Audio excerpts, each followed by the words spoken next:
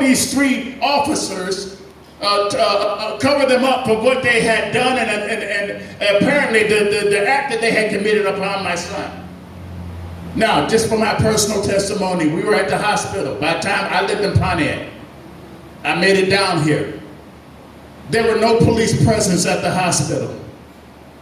No messaging. Well, when his mother or his mother and father get there, have them call this number. Nothing. We sat in the waiting room. The only person that was there was a police chaplain, and he told us, not a medical person, but he told us that Anthony died from a heart attack. He gave me a card and a number. After sitting there, mourning and grieving, I decided to call this number. It was Detroit Homicide Division. When I called, soon as I said, can I talk to the arresting officers? My son died in the presence of your police officers. He told me, oh, the one that swallowed the dope. I said, beg your pardon. And then he said, I said, I need to speak with somebody. This is almost 4 hours. It's almost 1 o'clock in the morning after his death. Oh, no one's here. The officers are not here. I said, okay, is there a supervisor, somebody I can talk to? No one's here. I said, wait a minute, sir. This is going far enough. Now, you mean to tell me I called the homicide department of the city of Detroit and no one's there for me to talk to? This is crazy. We still didn't hear from nobody till the next morning at 8:30 in the morning. They covered it up.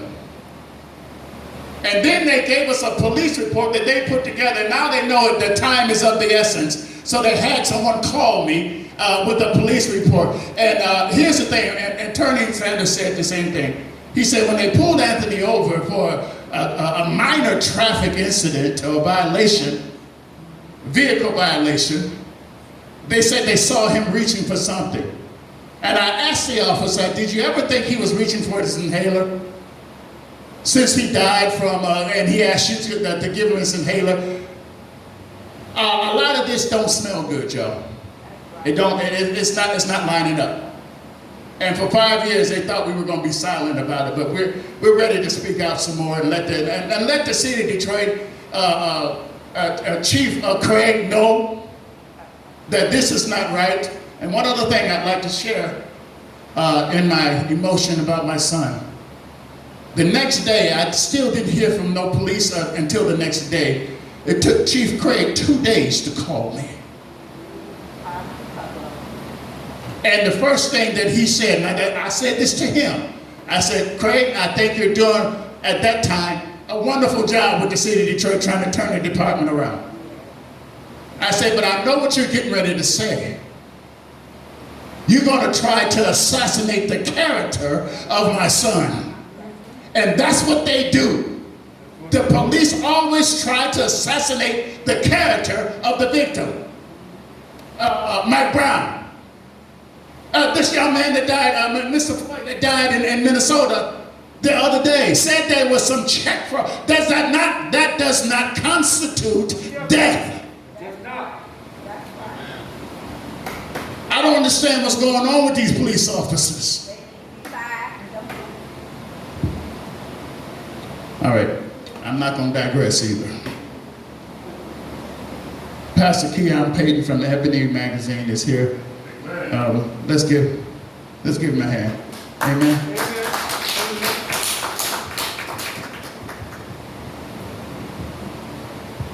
Good afternoon, and certainly to you, Pastor Clark, and the Clark Reed family. On behalf of Ebony Jet, certainly we are praying with and for you all. And when I learned last night by Facebook, because Pastor and I are friends, and learned of this press release, Ebony and Jet could not ignore the severity of the tragedy that occurred here in the city of Detroit, particularly in light of the enormous, significant number of black men and women who are being adversely affected with these crimes across the nation. Again, my name is Reverend Keon Payton. I serve as a senior pastor of New Bethel Missionary Baptist Church in the city of Pontiac, where I've been pastoring for 13 years. I'm a member of the Detroit Council of Baptist Pastors of Detroit and vicinity. We have representation of the council here as well in the presence of Pastor Casey Pierce, who is the Social Justice Chair for the Council of Baptist Pastors of Detroit and vicinity, and also serves with our local NAACP here. He will come and bring remarks a little bit later. More recently, I've had the pleasure of serving as a National Director for Community Outreach and Engagement for the Ebony Foundation, which is the nonprofit arm of Ebony Jet magazine. We're here today because for 75 years, Ebony has shined a light on the stories of black and brown people which have been largely ignored.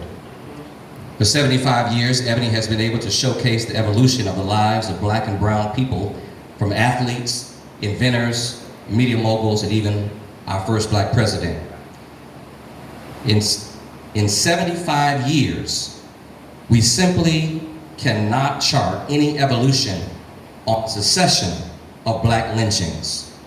We've heard the names shared with Attorney Sanders, names like Trayvon Martin, who was lynched.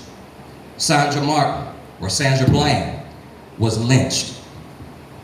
Ahmaud Arbery, lynched.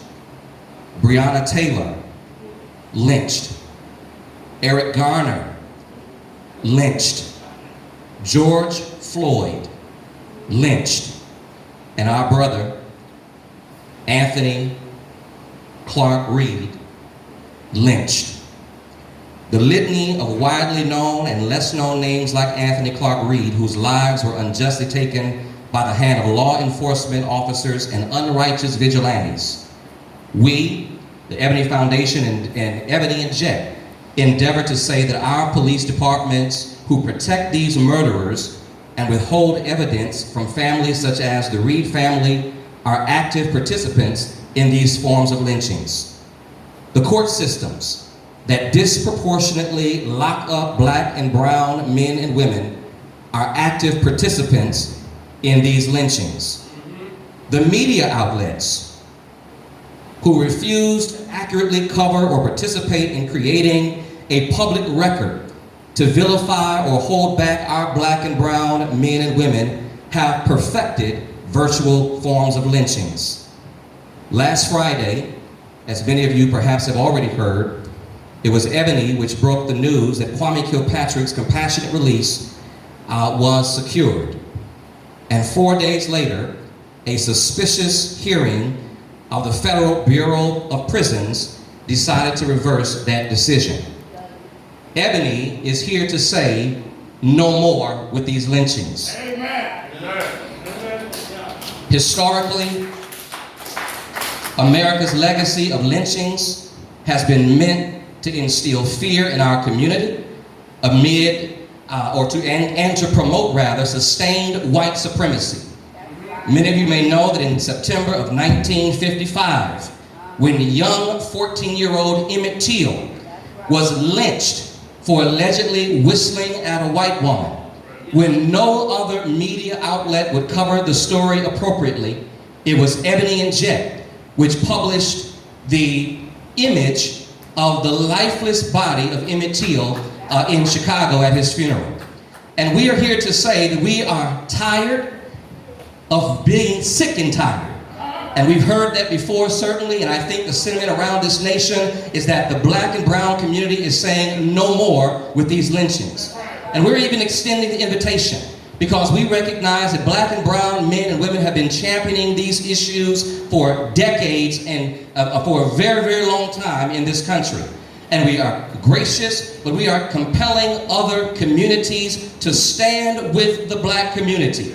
We know the atrocities that are happening in the black community. And we certainly are going to stand up and say no more and ensure that our voices are heard, but we are also extending the olive branch to other communities who will stand with us and stand with Ebony and say we are seeking ebony justice or justice for black and brown men and women who have endured these atrocities for far too long. And so again, our thoughts and our prayers are with Pastor Clark.